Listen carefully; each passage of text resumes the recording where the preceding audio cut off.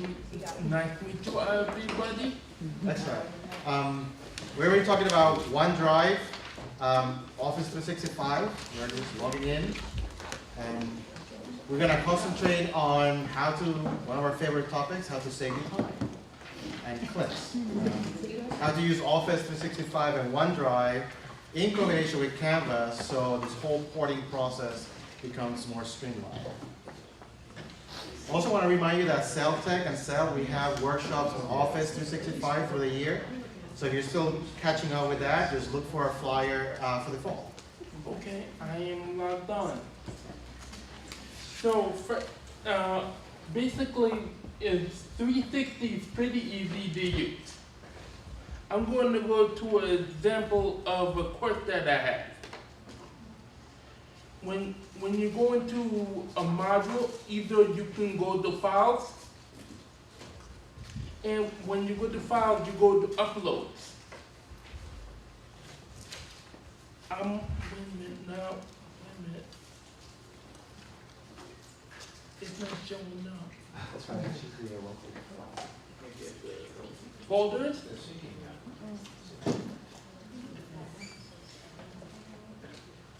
I'm going to upload, then to 365. Yes.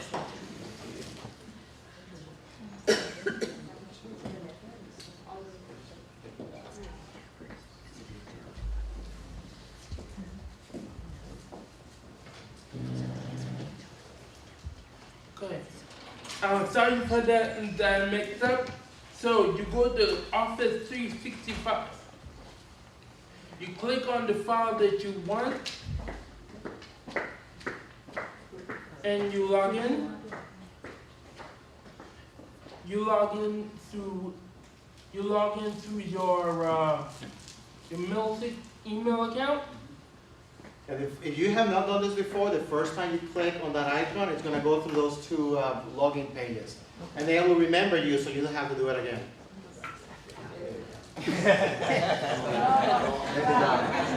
I do that all the time. Okay. Once you have logged in, you're gonna accept it. Because when I go through 360, I usually go through the one on my Middlesex Outlook account and upload from there. So when you go, you click on the file that you want, and you click on here, and then after that you upload it, and it will be uploaded in any way you want for a canvas. When you're trying to update any information that you have, if you have to save it through the iCloud, the cloud, and that will be saved for your information. And if you have to update anything, you will update it you will save it to the cloud. So that's how you could use 360 for Middlesex.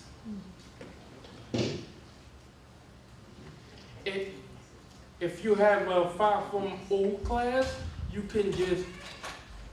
want to use some information, all you have to do is just click on here, and this will upload your file. And that's it. Yes?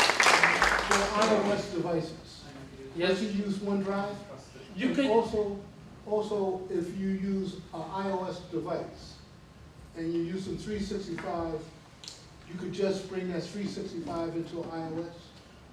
yes. Yes.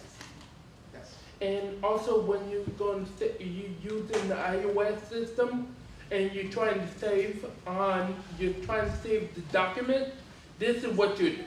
You can go, and when you save it, you can go save it and export it either to Microsoft PowerPoint, Word, Keynote, whatever, and it will it'll export from iOS to I'll talk to you in more 360. detail after the conference. Yes. Because I got my iOS devices. Yeah, I'll show you what to do. Yes, thank you. All right. So I'll stay actually here. This is one of your best friends in Canvas, the content-rich editor. Announcements, assignments, discussions, you can come up to this. This first row is for formatting, anything you typed in. But this row down here is worthwhile to spend a few seconds getting to know. These are buttons that allow you to insert stuff. Table, URLs, images, and look, here's your friend. That little, I don't know what to call that. Icons. Icon, yes. Pseudo, rectangle, reddish, whatever. That's Microsoft Office, okay? Next is Quizlet and so on. These are extra apps that have been embedded into Canvas, okay? This arrow here, they're actually external tools, is the official term. If you click on it, it tells you what else has been embedded there. And this is done at your level, at administrative level. So if there's any other tools that you want, they go in there. So everybody should have the Office 365 one, okay? Another thing that you can do here, in terms of best practices, is what I did in mine is I have folders that, for example, I named them Master Bio 123 Lab Files. So that way I know everything goes there. So all I have to do is go to that folder and all my files are there. Very easy to find, very easy, like happened to all of us. You're here or home or somewhere else. You forgot something, it's always going to be there. Yes? So since there's the icon for the YouTube video, we don't have to embed in the way Correct. we had been embedding before? Correct. I think they just added, it's been recently added. They kind of fixed the embedding option, so when you do select YouTube now, if you can grab the embed code, Right. and it'll automatically, instead of having to go into the HTML, it has a field now where you can kind of plug that in, and you don't have to click on the HTML editor or the link over to the right-hand side where you would go into the code and put it in that way. Yes. You don't have to do that anymore. Okay, and what about, not giving other options for videos afterwards? Is there something we have to do on the YouTube side for that, or is that still part of that little YouTube? If you have other videos, we can definitely work on it. No, that's not what I'm saying. There's Okay. other suggestions. You had to uncheck a box on the YouTube side. I think on the YouTube side, I think one of the options is not to go to the next video, or yeah, you do have to go on the YouTube side and generate for that code. You can check or uncheck to play the next video, or to show player controls and different things like that. So before you still click have it, to do that. yes, Okay. yeah, and that's on the YouTube side, unfortunately.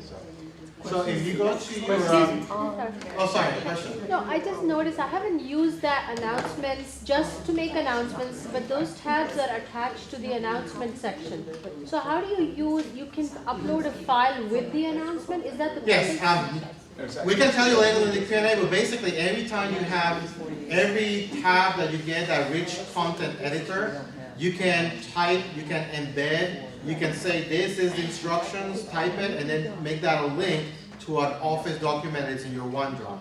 can I add to that actually Yes, sir. too? So we've gotten inquiry in our department, well, I can only attach one file with the paperclip attachment.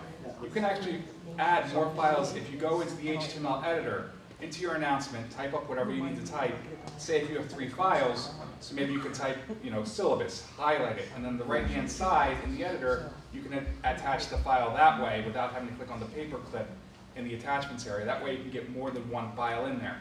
So that was a question that kind of came into our surveys, which we're going to address. That's one way of adding more than one file into announcements. So you create the hot links for the multiple files right within your announcement message. If you have the HTML editor, that's awesome. It's awesome too. Last thing I wanted to, somebody mentioned or also asked me this, if you go to your account, your third best friend in Canvas is this settings button here. And you go down here, it tells you all those external, sometimes they call them services, sometimes they call them LTIs or something like that. Integrations, yeah. Any stuff that is embedded in Canvas that you can just use without jumping through hoops.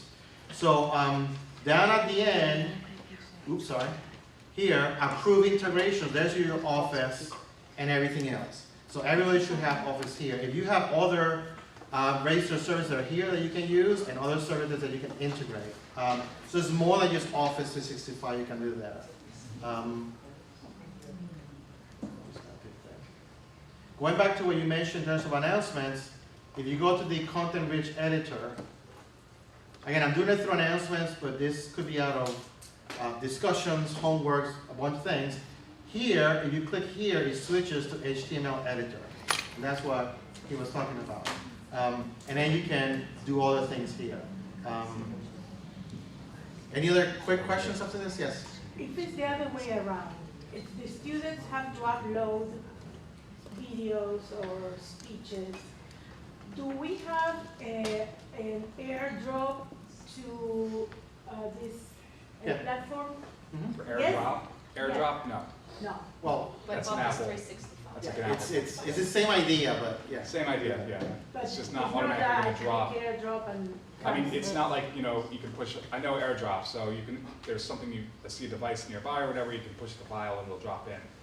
This, it's limited, it does not have that option, so. All right. One more and then we run out of time. When you're linking to OneDrive and you have an original Word document in your Yeah. computer, right?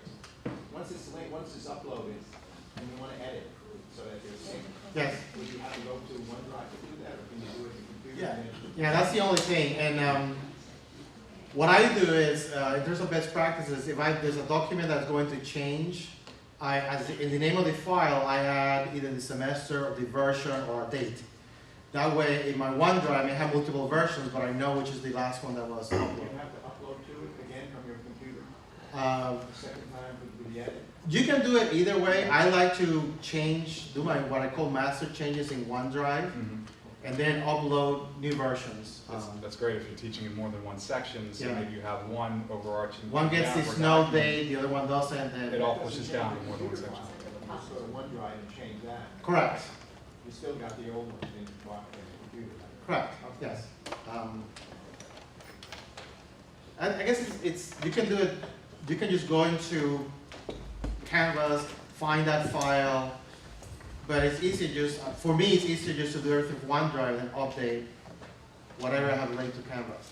Now, if you change the file, the link stays, right? So that will be completely synced. Yep. So if you have something called syllabus, a document called syllabus, a link to it, and then you change the file syllabus, and don't change the name or the link, then when the student clicks on the link, the new updated document will show up. So you can also do it that way. Depends on what works for you. All right, we ran out of time. You can answer more questions later.